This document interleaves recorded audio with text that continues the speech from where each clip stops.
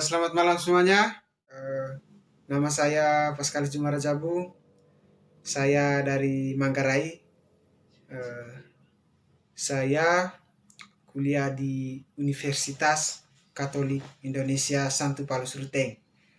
Eh, di sini saya akan buat eh, video presentasi yang berkaitan dengan konsep organisasi dan manajemen.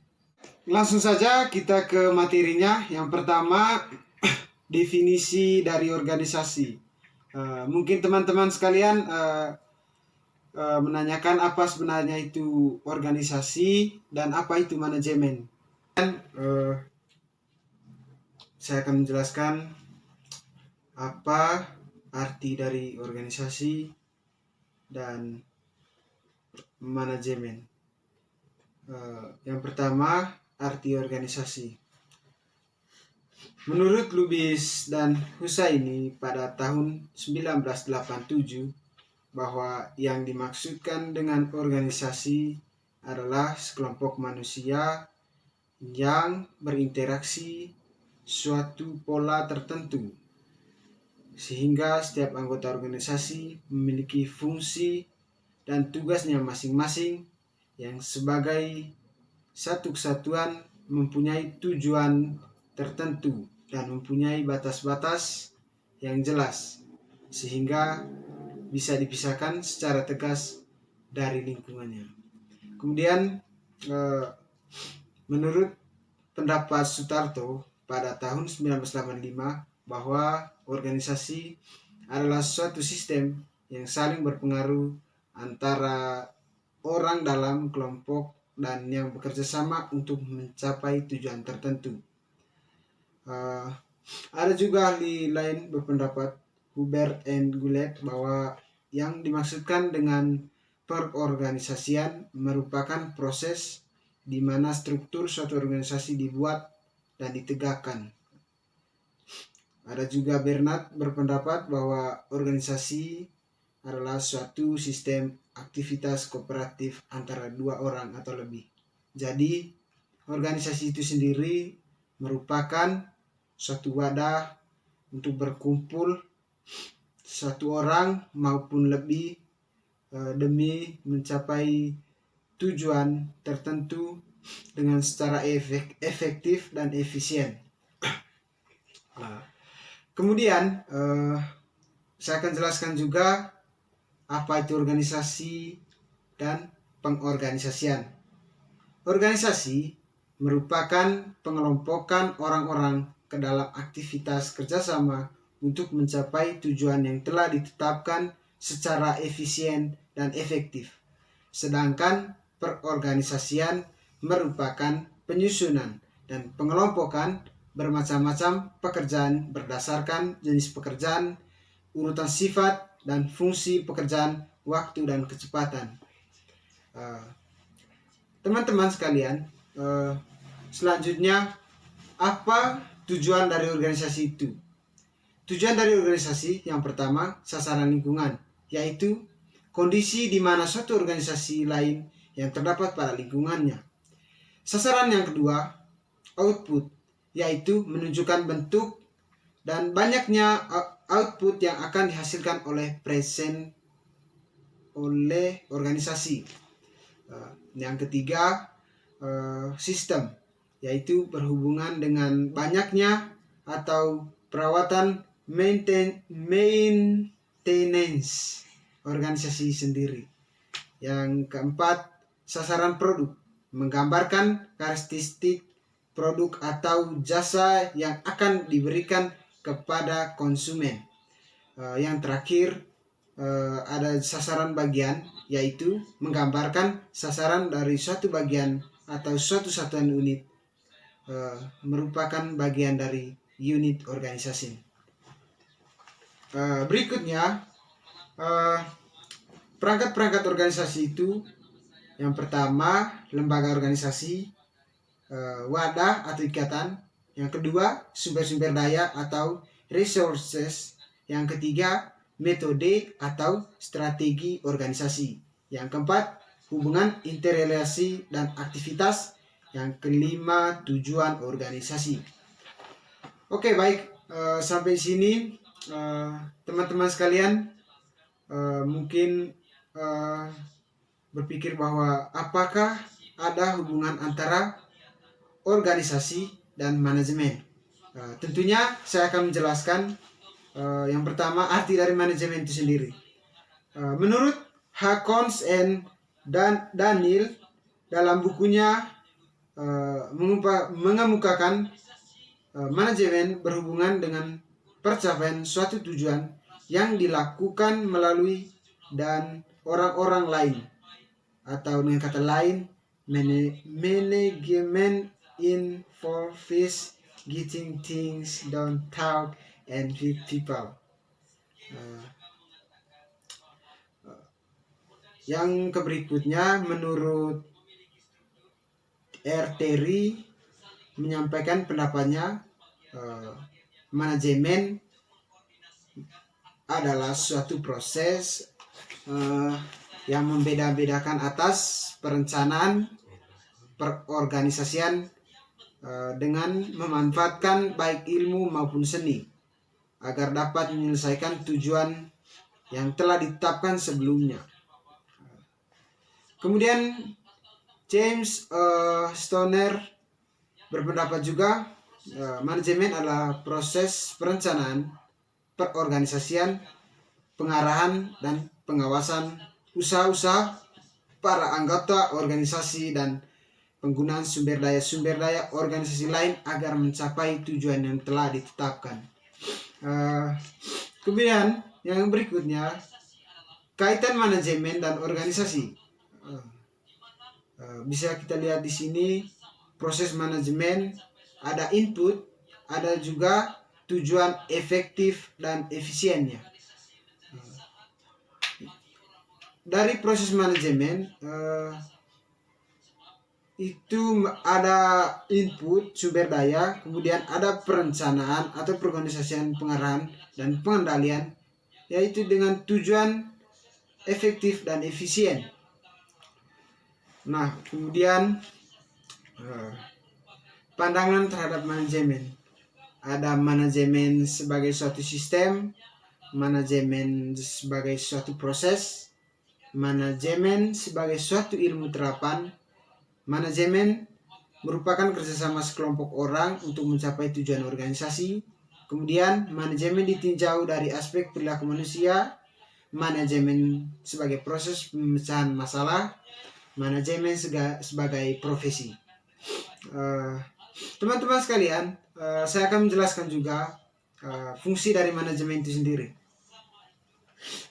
Fungsi manajemen adalah elemen-elemen dasar yang selalu ada dan melekat di dalam proses manajemen yang akan dijadikan acuan oleh manajer dalam melaksanakan kegiatan untuk mencapai tujuan yang nyata dan mendatangkan hasil atau manfaat. Sedangkan manajemen sebagai ilmu berfungsi menerangkan fenomena atau gejala kejadian keadaan, jadi memberikan penjelasan.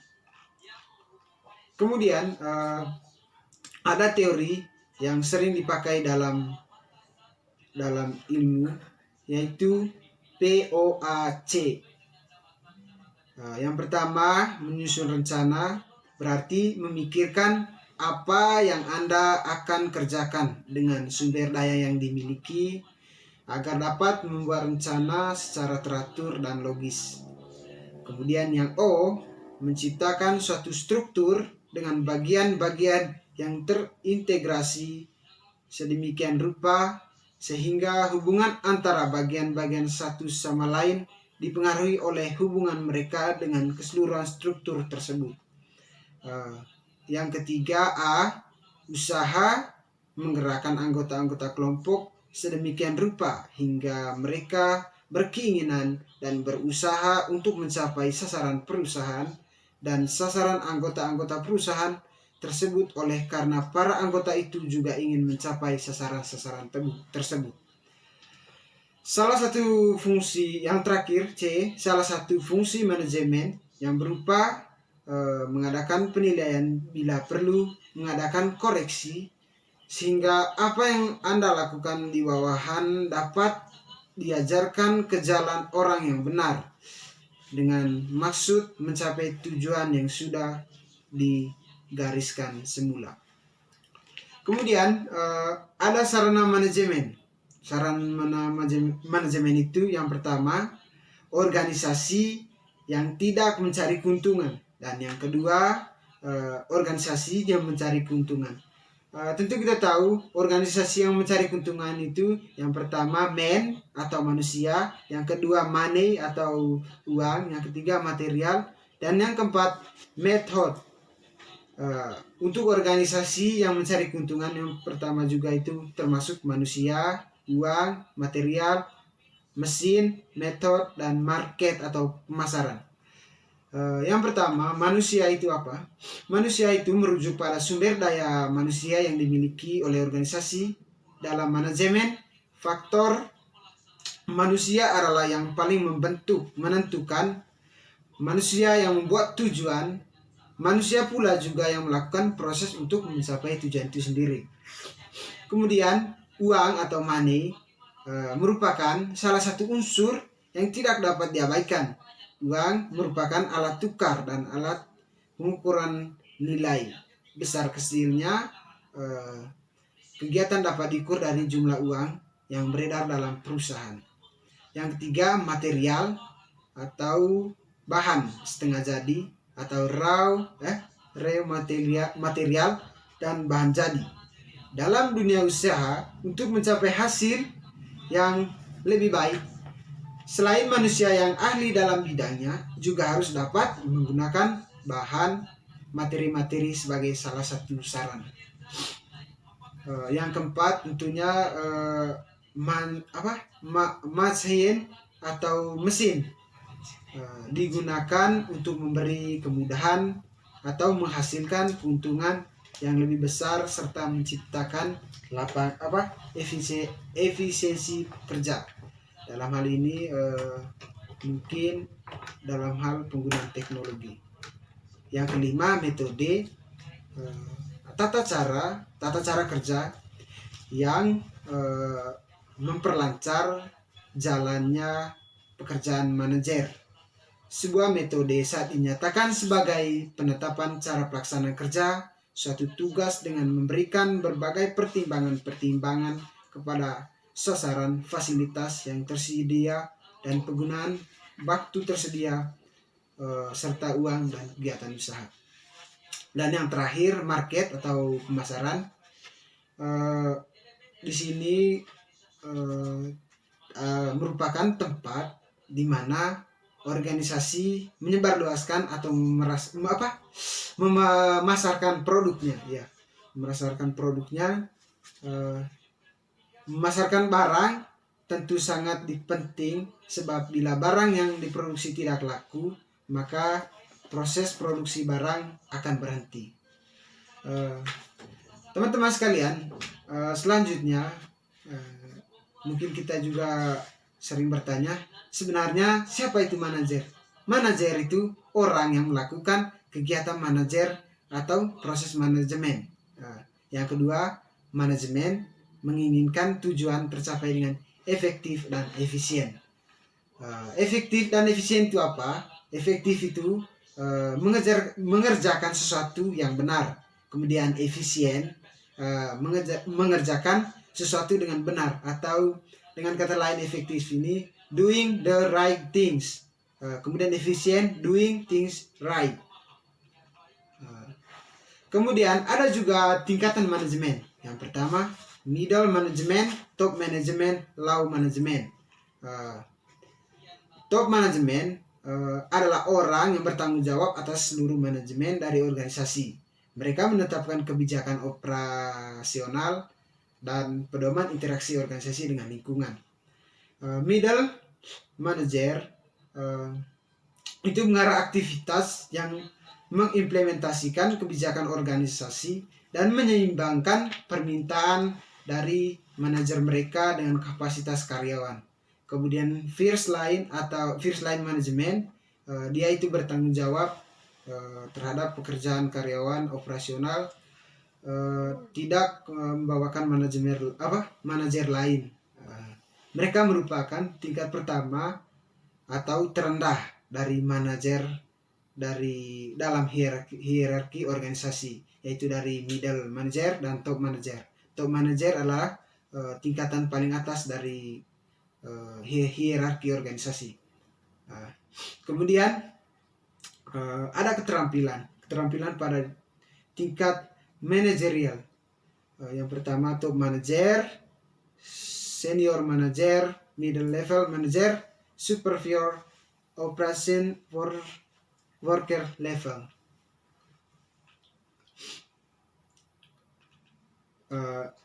Itu saja presentasi dari saya. Mungkin ada kurangan